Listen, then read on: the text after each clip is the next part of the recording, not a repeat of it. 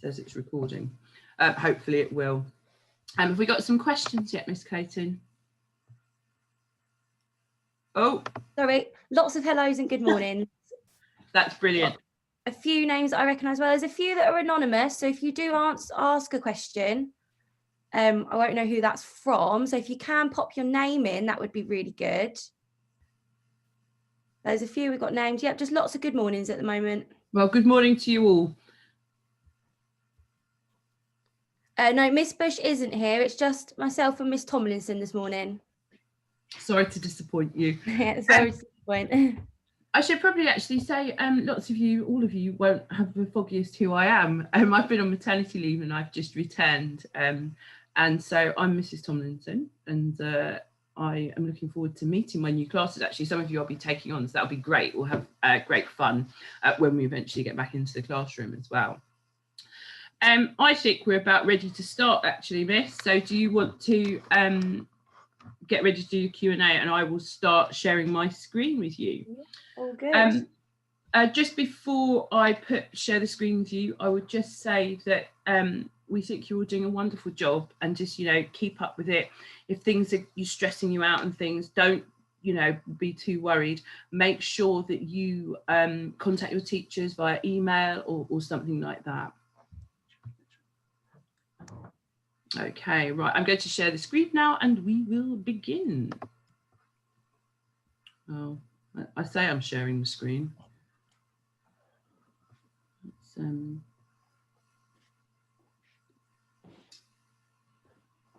Well, it's not really letting me share the screen.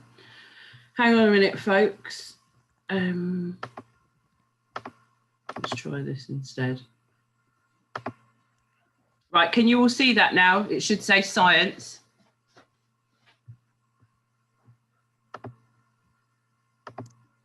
Let's get rid of all of this. No, they can't see. What are you looking at?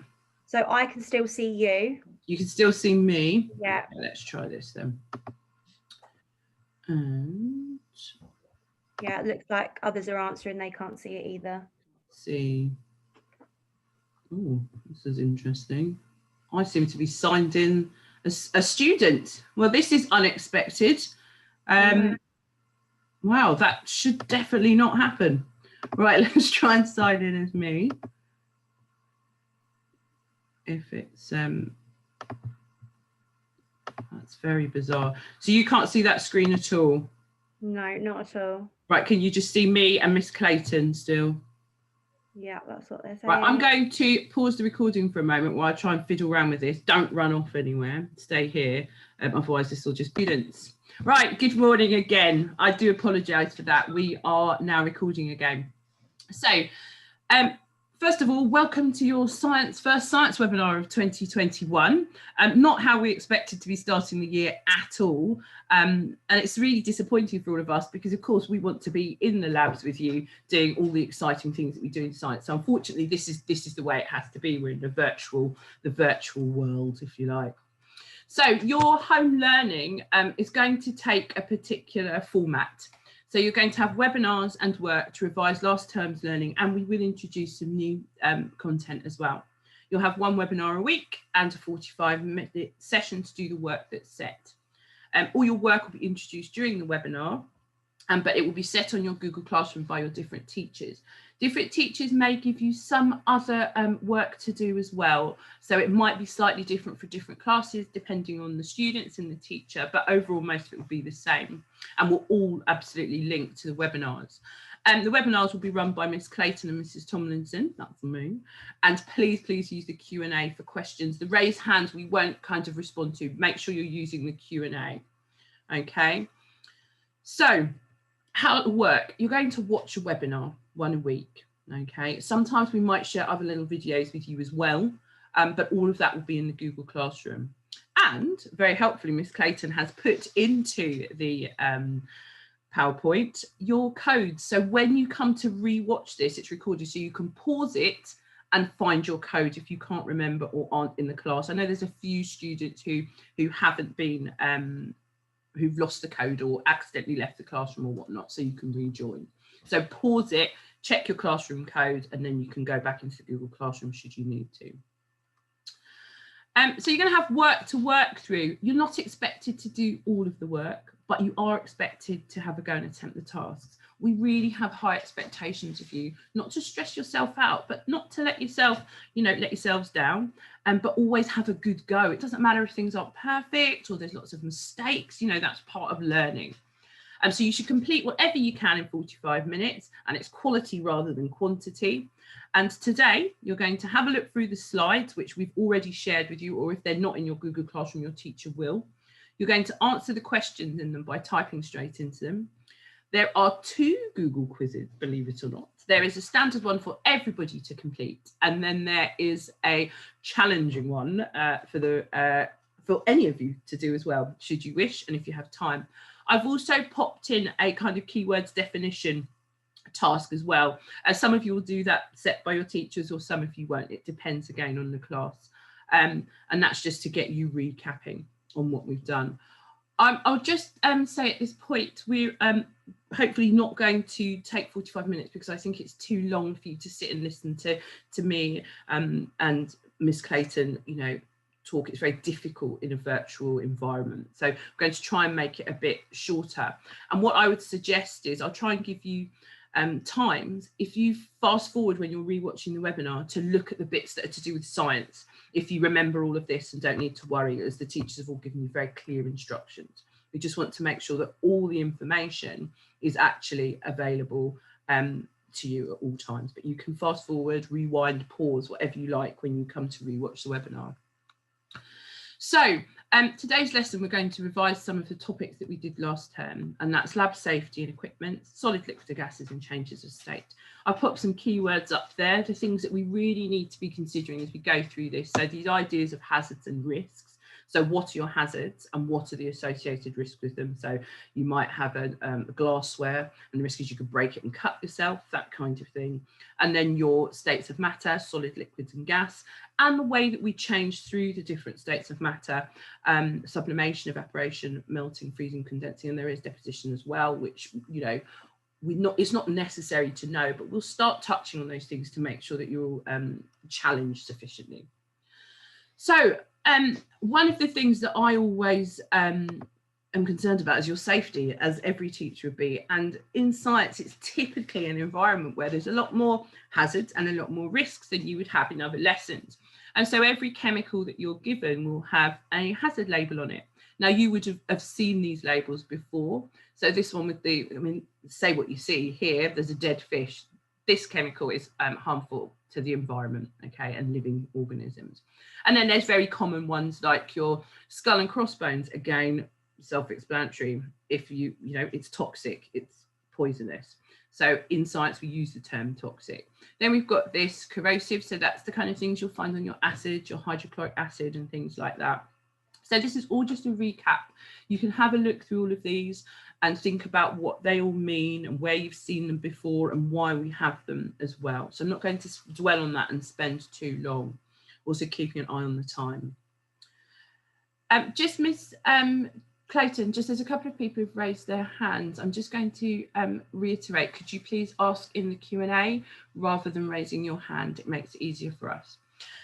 So here, this is a task that you'll do in the time allocated for you with this lesson, but I wanted to just talk a little bit about it because you might think it's very funny. First of all, we don't eat in the lab here. I mean, if anybody had a sandwich, I imagine their teacher would be outraged and the child wouldn't be allowed to stand there eating sandwich. But there's things that you guys do and you're not aware of and you don't do them on purpose. One of them is here, and this always frightens me very much because actually, if you've got really hot substances, you might be doing an experiment on changing state where something is boiling and gases are evaporating from it. If that then falls onto you into your lap, you've been in serious trouble and horrible burns, all kinds of awful things. So a rule of thumb is if you're experimenting in the lab, you always, always, always, always stand up.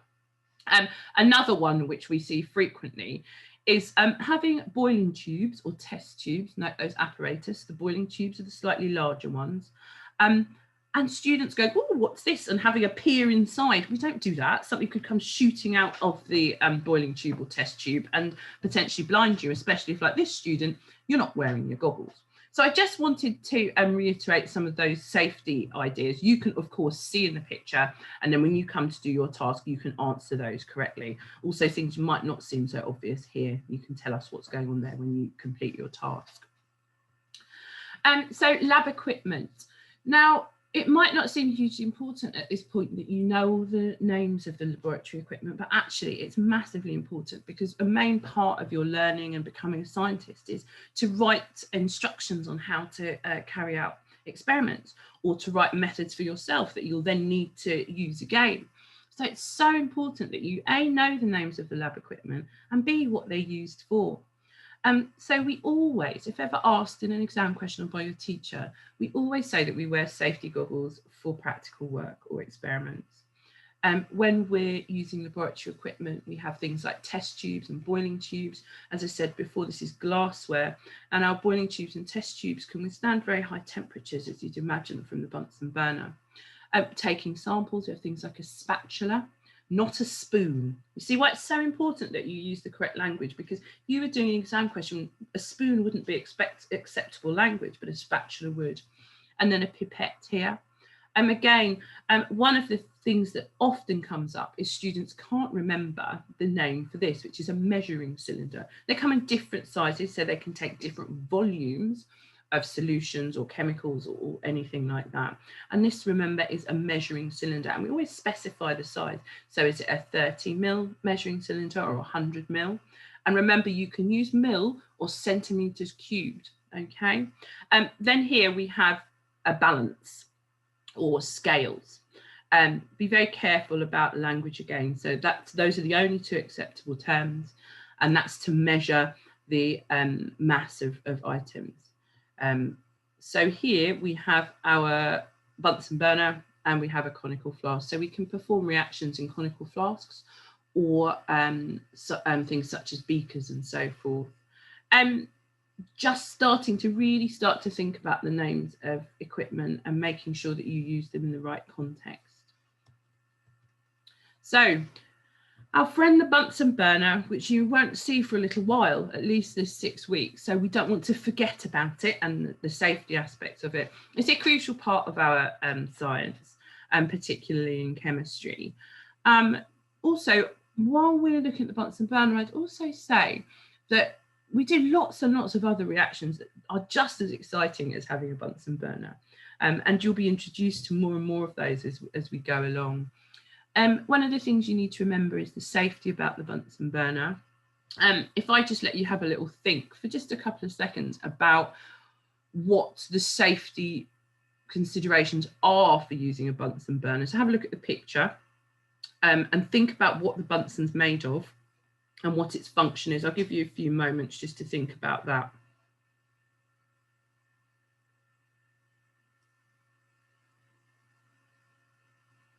So I'm hoping that you thought about the flame. There are two different types. You've got your safety flame, which is the orangey yellow flame that you can see in the picture here.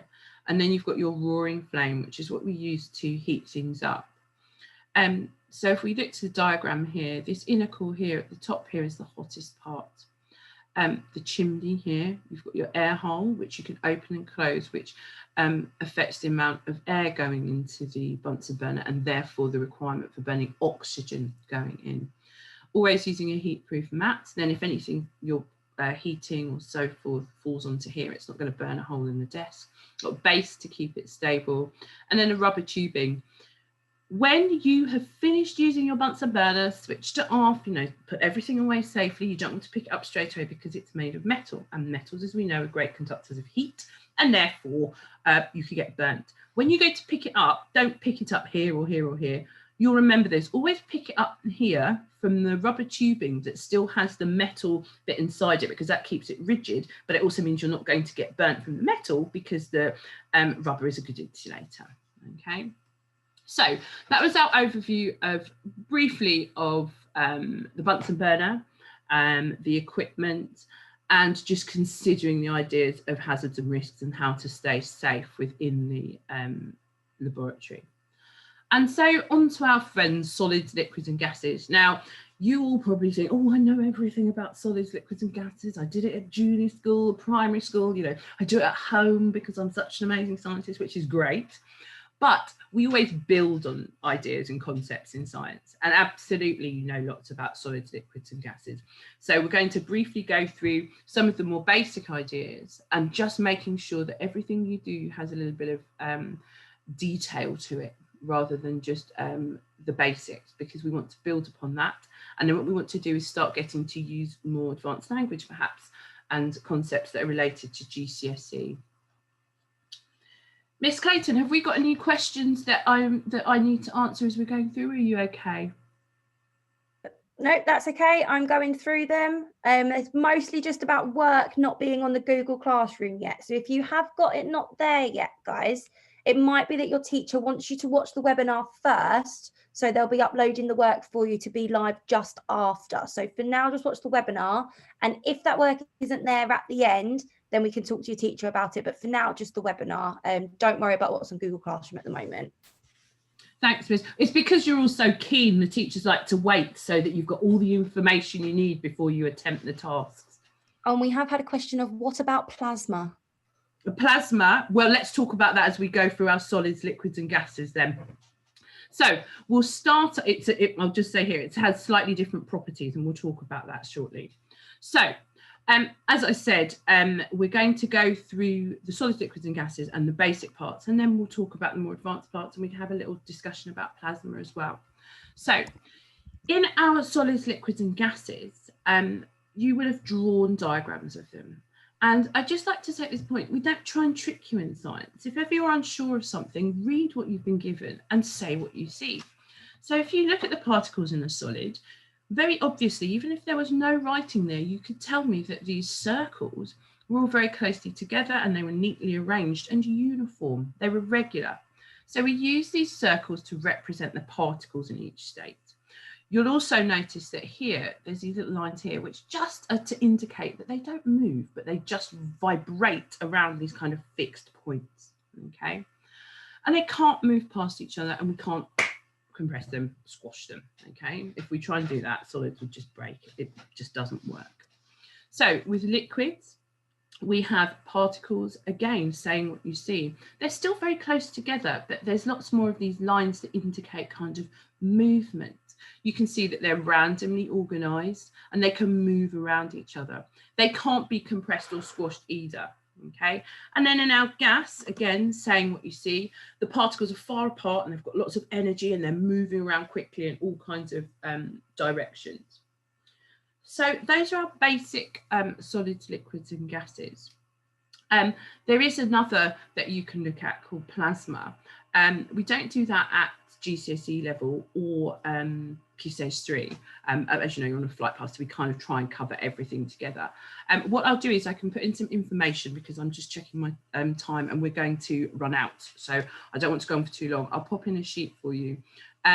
You don't come across plasma very often in what you do. The things that you do are just solids, liquids and gases, but we'll have a little look at that. If you want to stay behind at the end, we can have a little chat about it if you like. That's probably a better way of doing it. So stay behind and at the end of the webinar and we'll have a little chat if you're interested. So changing state. So matter can change from one state to another. We know this. You see it all the time. You go in the summer, you're like, what's really hot? When you can go outside, of course, and go to an ice cream van. You might get an ice lolly. And it's lovely. It's all cold and refreshing. And suddenly you've got this mess trickling down your hands. And that, of course, is the solid turning to a liquid. And that liquid could also then become a gas if it was hot enough. Now, when particles are rearranged, when they change state, the properties of the substance will change. There's a really important point at this moment.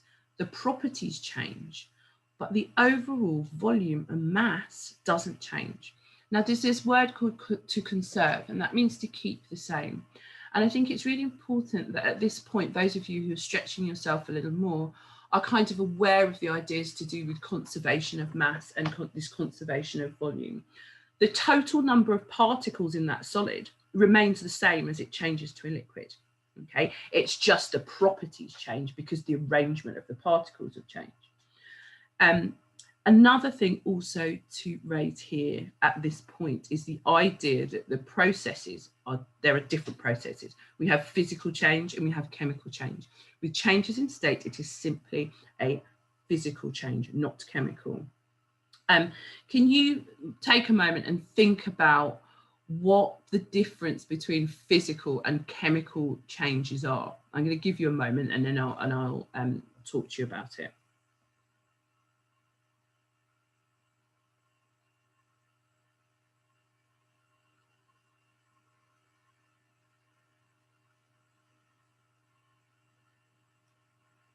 Okay, so you've had a few seconds to think about it. With physical changes, they are usually reversible. And we can see that very obviously by changes in state, from our solid to our liquid to our gas.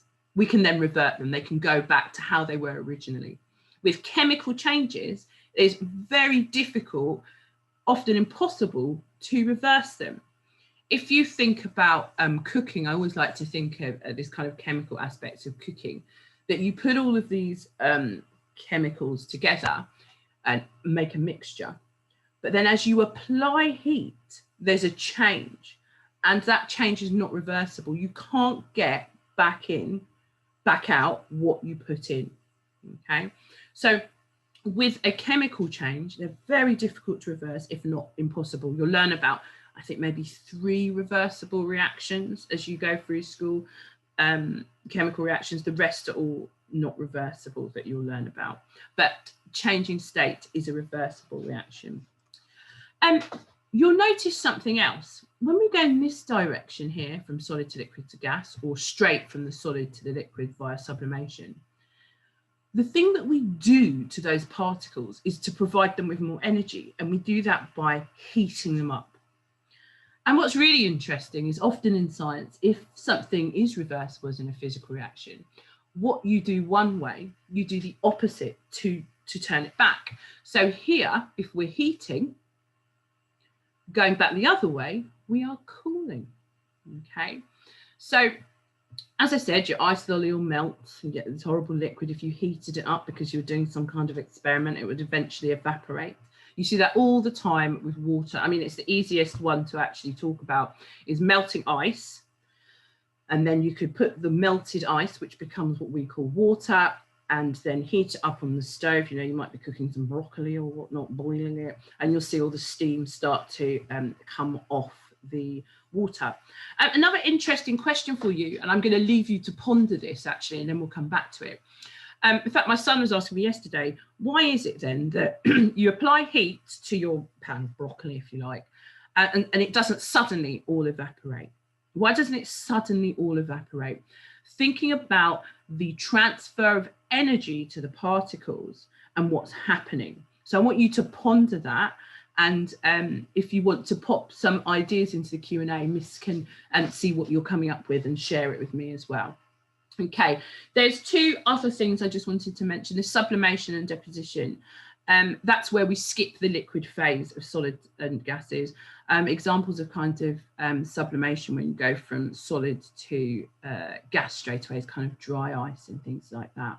You get deposition where there's a sudden change in temperature and the kind of ice crystals are formed from gas, they're kind of hanging there. So that would be deposition, you miss that liquid stage again. Right, we are getting there. And I'm not going to do these, you're going to do these in your time to study what we're covering today. Let me quickly check. So the examples are what change of state is happening, and you can have a think about the processes going on there.